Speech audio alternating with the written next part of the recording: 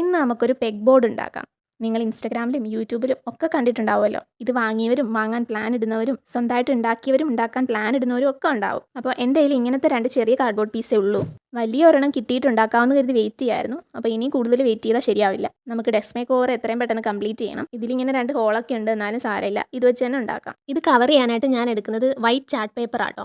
ആദ്യം ഇതിനാവശ്യമായിട്ടുള്ള അത്രയും കട്ട് ചെയ്തെടുക്കാം. ഇതിലേക്ക് ഹോൾ ഇടാനായിട്ട് ഞാൻ മെഷർമെന്റ് ഒക്കെ എടുത്തിട്ട് മാർക്ക് ചെയ്ത് കൊടുത്തു. കാർഡ്ബോർഡിൽ ഒട്ടിക്കുന്നതിന് മുമ്പ് ഞാൻ ചാർട്ട് പേപ്പറിൽ മാത്രമായിട്ട് ഡിവൈഡർ വെച്ചിട്ട് ഹോൾ കുത്തി കൊടുക്കുന്നുണ്ട്. അപ്പോൾ ഇതുപോലെ കുഞ്ഞു കുഞ്ഞു ഹോളുകൾ വീഴുമല്ലോ. അതിനുശേഷം ഞാൻ കാർഡ്ബോർഡിൽ ഒട്ടിച്ചു കൊടുത്തു. അങ്ങനെ കയ്യിലുണ്ടായിരുന്ന 2 കാർഡ്ബോർഡ് പീസിലും ഞാൻ ചാർട്ട് പേപ്പർ ഒട്ടിച്ചു. ഇനി ഈ ഹോൾസ് നമുക്ക് വലുതാക്കണം. നിങ്ങൾ കണ്ടിട്ടുണ്ടാവുമല്ലോ, പെഗ് ബോർഡിൽ കുറച്ചും കൂടി വലിയ ഹോൾസ് അല്ലേ വേണ്ടത്. ഇനി ഇടുമ്പോൾ കാർഡ്ബോർഡിലും ചാർട്ട് പേപ്പറിലും കൂടെ ചേർത്ത് ഒന്നിച്ച് ഹോൾ ഇടാം. ഞാൻ ഈ കുഞ്ഞു ഹോൾ ഇടാൻ ഉപയോഗിച്ചത് ഡിവൈഡറിന്റെ ഈ ഷാർപ്പ് എഡ്ജ് ആണ്. ഹോൾ വലുതാക്കാൻ ഞാൻ എന്താ ചെയ്തതെന്ന് പറഞ്ഞുതരാം. കോമ്പസിലും ഡിവൈഡറിലും ഒക്കെ ആ ഷാർപ്പ് എഡ്ജിന് ഇതുപോലൊരു ക്യാപ്പ് ഉണ്ടാവുമല്ലോ, അതിട്ട് കൊടുത്തിട്ട് ഞാൻ ഈ കുഞ്ഞു ഹോളിന്റെ മുകളിലൂടെ എല്ലാം ഒന്നുകൂടി നന്നായിട്ട് കുത്തിക്കൊടുത്തു.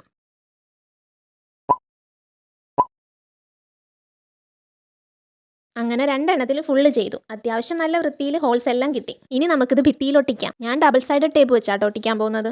ഇങ്ങനെ രണ്ടും അടുത്തടുത്തായിട്ടാണ് ഞാൻ ഒട്ടിച്ചു കൊടുത്തത്. അപ്പോൾ ഇതാണ് ഫൈനൽ ലുക്ക്. എങ്ങനെയുണ്ടെന്ന് പറയണേ.